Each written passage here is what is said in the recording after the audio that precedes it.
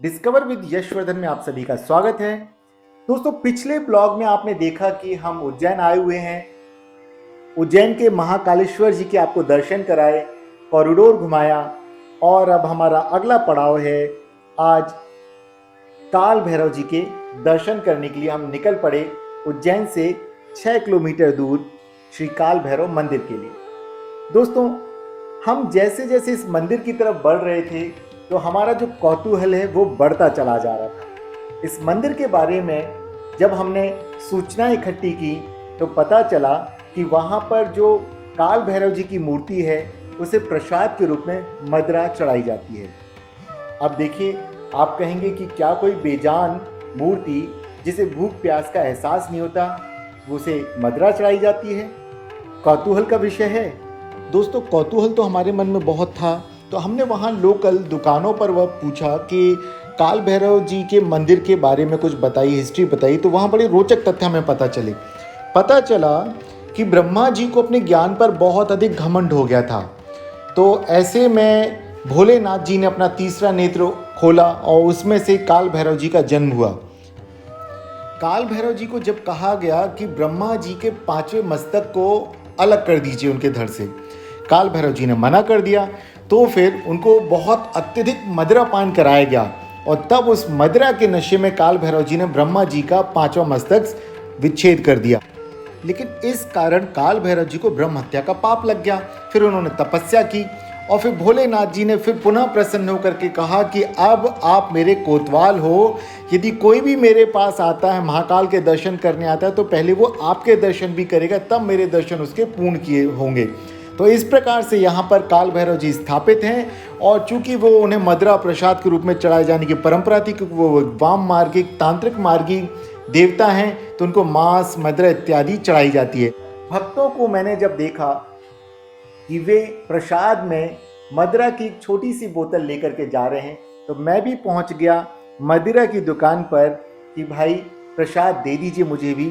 तो मैंने भी वहां से प्रसाद के तौर पे मदिरा ले ली और मेरे बेटे को भी बड़ा कौतूहल हो रहा था कि अरे ऐसा कैसे पॉसिबल है कि किसी मंदिर में प्रसाद के तौर पर मदिरा चढ़ाई जाती है।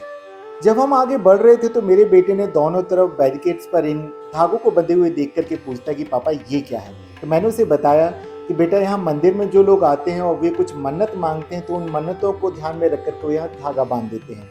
उसके लिए बड़ा आश्चर्यजनक था कि ऐसा भी होता है, तो एक धागा उसने भी बांध दिया कि वो भी कुछ मन्नतें रखता है जो कि पूरी होंगी। ये है आस्था।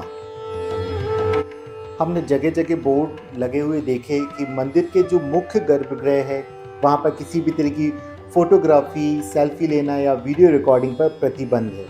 तो हमने कहा राइट, हम भी बाहर से ही जितनी कोशिश है काल भैरव जी के पिक्चर लेने की कोशिश करेंगे। और जब हम आगे बढ़े तो हमने देखा यहाँ पर स्वान, जो कि कुत्ता है काल भैरव जी का वाहन, उसकी भी प्रतिमा लगी है। बगल में एक स्वान सोया हुआ है। आस्थावश लोग उसके ऊपर भी फूल डालते जा रहे हैं। और आगे बढ़े तो देखिए काल भैरव जी के दर्शन हमें यहाँ पर हो गए एक छोटी सी क्लिप में। और भीड़ अधिक थी तो हमने भी दर्शन किए और बाहर की तरफ आ गए।